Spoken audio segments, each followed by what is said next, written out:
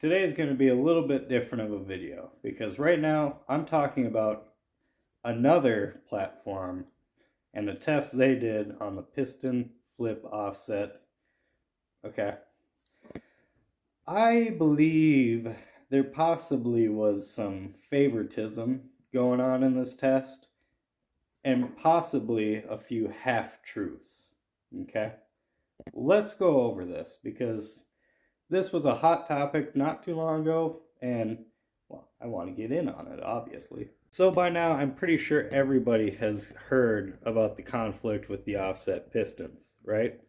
Piston pin offset. And I'm sure we've all heard the stories on why it should make power or, why it doesn't make power, right? Extra torque, whatnot, angularity on the crankshaft. I'm not going to get into all that.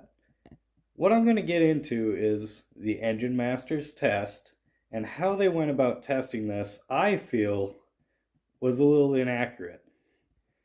Now, let me show you a couple of screenshots here. Okay, so this first screenshot, as we can see, is the dyno graph of their test and what they found. And here next to it is the conclusion of the horsepower gains or losses from the two tests. Now, as you can notice, it did something, right? Which they played off as nothing at all. It was so minor, it was insignificant, right? Well, they did this across 3 different tests both times. They took an average of 3. And even with the average of 3 tests for both versions, the standard way and the offset way, they still came with a tangible result to the positive of the piston offset. Okay? Now I know what you're thinking. It's a horsepower here, a torque number there. In the grand scheme of things, it doesn't really matter. Okay? Well, that's, I got more. I got more to the story here. But you got to figure they claimed it was meaningless. It was nothing at all. They are trying to put an agenda on what's happening here. They came up with a tangible result. They did an average of 3 tests. Both times came up positive for the piston offset. The amount is really negligible because what they were looking for is there a difference? And they found, yes, there is. Now here's another screenshot from another test they did where they just happened to change the timing. Take a look at this. As you can see, they changed the timing from 31 to 36 degrees, and they gained 3 horsepower here and a couple foot-pounds there. Realistically, is that any more of a change than what the piston offset was? Okay, are you telling me that many degrees of timing is going to be that exact number of horsepower and torque no matter what engine you do it on? No. Every engine's going to react differently to timing. So why wouldn't every engine act differently to the piston offset? Some engines are more sensitive to timing changes than others. Really, what this is no different than that. Some engines will be more sensitive to this offset change. Some engines won't be. Now, really, that's not even my biggest gripe here, is, them playing it right. That's not even my biggest gripe. Here's my biggest gripe. Take a look at this screenshots of a test they did measuring the difference between the weight of the rotating assembly. One had a lightweight rotating assembly, one had a heavier rotating assembly, and they wanted to see if the lightweight rotating assembly made any change in power. Here's the result. Obviously, as you can see, it made a change in power, a very significant change in power, in fact, and it was clear across the board.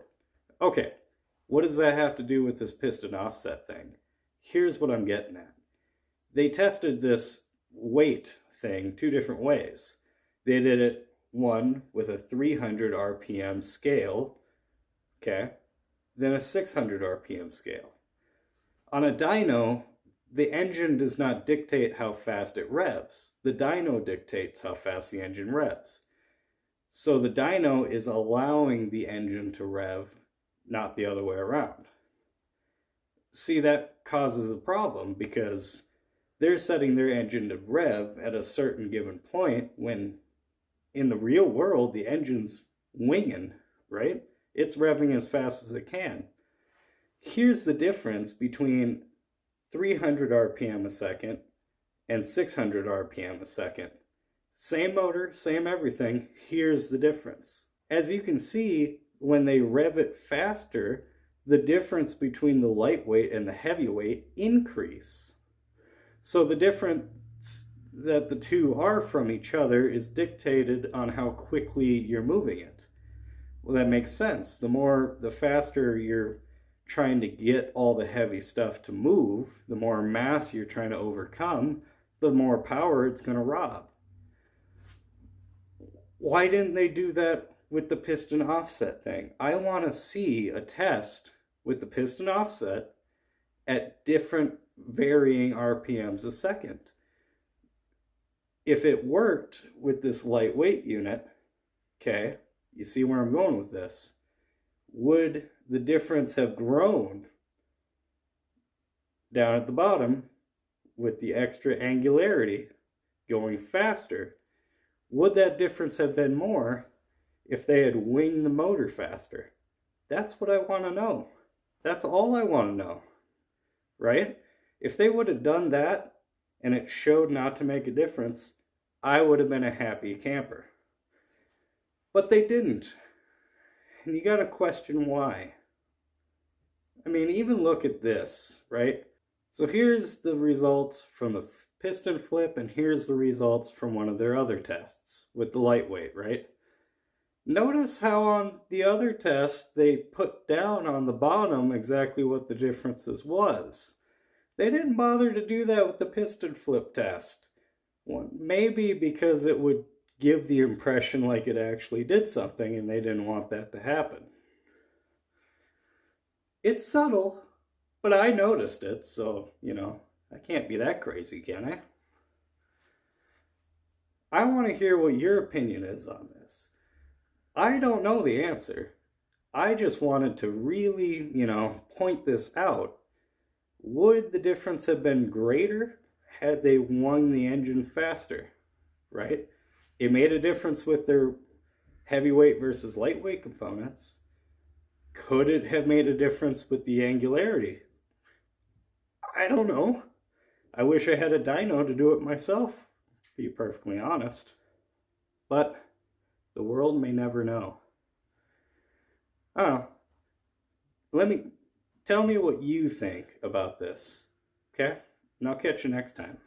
Hey, if you like this kind of content where I just kind of nitpick this kind of crap, let me know, because I can do more of this stuff too. I mean, this was actually kind of fun to do. I've been wanting to do it for a while, but, Okay.